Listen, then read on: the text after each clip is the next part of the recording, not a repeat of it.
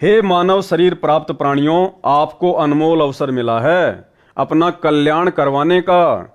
सब सदग्रंथ तथा सब पहुंचे हुए संत यानी परमात्मा प्राप्त संत तथा स्वयं परमेश्वर कबीर जी बताते हैं, जो उनकी अमर वाणी में अंकित है कि मानव स्त्री पुरुष का जन्म दुर्लभ है, ये बार बार नहीं मिलता। जैसे प्रमाण मिलता है कागभूषण का, उसने यही बताया है कि मैंने अनेकों मानव जन्म बिना भक्ति के व्यर्थ किए। कुछ परिस्थिति ऐसी बनी जिस कारण से एक गुरु बनाया जो भगवान शिव का उपासक था। मेरे से भयंकर गलती हुई, मैंने अपने गुरु का खड़ा होकर सम्मान नहीं किया। यानी भक्ति मार्ग में यदि आपने जरा भी त्रुटि कर दी नाम उपदेश लेने के बाद में, तो कहते हैं आपकी बनी बनाई भक्ति बर्बाद हो जाएगी, परमात्मा आपसे रुष्ट हो जाएंगे। मैंने अपने गुरु का खड़ा होकर सम्मान नहीं किया, जिस कारण से मेरे को भगवान शिव ने आकाशवाणी द्वारा श्राप दिया कि तूने अपने गुरु का अपमान किया है। अब भाई और बहनों, हमारा तो गुरु भी वही, हमारा तो भगवान भी वही।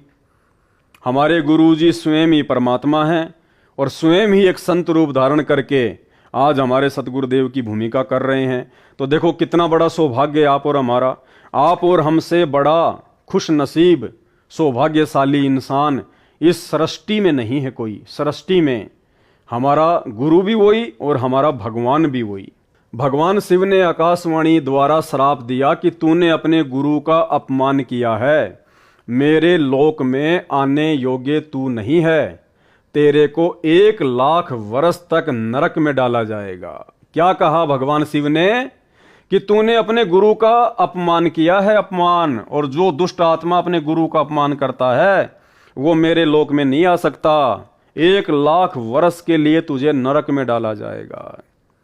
तो जब स्वयं परमात्मा धरती पर हैं, कबीर देव स्वयं संत रामपाल जी के चोले में धरती पर हैं, और इनके रहते सहते यदि आप इस कागज की फोटो को परमात्मा मानते हैं, इस फोटो को अपने घर में रखते हैं, दरबार में रखते हैं, इसके आगे दंडवत करते हैं, जून के महीने में यदि आप इस कागज के टुकड़े को परमात्मा मानकर इसका कबीर प्रकट दिवस मनाते हैं, तो आप जी अपने गुरु जी का अपमान कर रहे हैं, अपने गुरु का अपमान। क्योंकि स्वयं कबीर साहिब सतगुरु रामपाल जी के रहते सहते इस फोटो को पूजना, इस फोटो को मानना, इस फोटो को अपने घर में रखना अपने गुरु जी का अपमान करने जैसा है। गुरु जी को पता नहीं था कि इसने ऐसी गलती की है। तब गुरु जी ने कहा कि भगत, परमात्मा शिव से क्षमा याचना कर। कागभूषण को साथ लिया। गुरु जी ने भगवान शिव से आंखों में पानी भरकर याचना की कि हे भगवान, बालक है, गलती हो गई, क्षमा करो। ऐसी प्रार्थना कई घंटों की। तब शिव ने कहा कि नरक में इसे जाना पड़ेगा, 1,00,000 वर्ष तक इसको नरक में रहना भी पड़ेगा, परंतु इसके गुरु की प्रार्थना स्वीकार कर ली है। मैं अपने दिए श्राप को वापस नहीं ले सकता, मेरे आदेश से इसको यमदूत कोई कष्ट नहीं देंगे। और ऐसा ही हुआ। 1,00,000 वर्ष नरक में रहकर उसे मानव जन्म मिला कागभूषण को, क्योंकि उसको उसके गुरु ने दिल से नहीं उतारा था। कारण यह था कि कागभूषण ने गुरु से तथा प्रभु शिव से अपनी गलती की क्षमा याचना कर ली थी। कागभूषण को वापस मानव जन्म क्यों मिला? क्योंकि कागभूषण ने उसी जन्म में अपने गुरुजी से और भगवान शिव से करबद्ध होकर दंडवत करके हाथ जोड़ के अपनी गलती की क्षमा याचना मांग ली थी। तो यहां संकेत कर रहे हैं सतगुरु रामपाल जी भगवान कि भाई अपने गुरु से इतना तत्व ज्ञान लेने के बाद और सन 2014 के बाद जो तुम्हारी परीक्षा चल रही है संगत की, यदि तुमसे गलती भी हो गई, मान लो जाने अनजाने में या जानबूझकर या किसी के दबाव में आकर या देखा देखी भेड़ चाल में, और जिस दिन तुम्हें सत्यता का पता चल जाता है, कहे कबीर सोई जन मेरा जो नीर खीर का करे निबेरा। क्योंकि परमेश्वर जी का जो तत्व ज्ञान है वो एक टॉर्च की तरह है। जिस प्रकार टॉर्च अंधेरे में रास्ता दिखा देती है, उसी प्रकार सतगुरु रामपाल जी भगवान का यह तत्व ज्ञान भगत को रास्ता दिखा देता है कि भक्ति में सही क्या है और गलत क्या है, काल के दूत की क्या पहचान है और परमात्मा के हंस की क्या पहचान है। यदि संगत अभी भी ये समस्त वीडियो देखकर इस पुस्तक जब जब भूल पड़े के ऊपर जो बनने जा रहे हैं 8 या 9 वीडियो पूरे 80 पेज पर, यदि ये सारे वीडियो देखकर सतलोक आश्रम मैनेजमेंट हरियाणा से जुड़े हुए भाई बहन और संजय दिल्ली वाले से जुड़े हुए भाई बहन यदि अपनी गलती की क्षमा याचना सतगुरु रामपाल जी भगवान से कर लेंगे और यदि साध संगति से जुड़ जाएंगे तो परमात्मा उनको फिर से एक मौका देगा।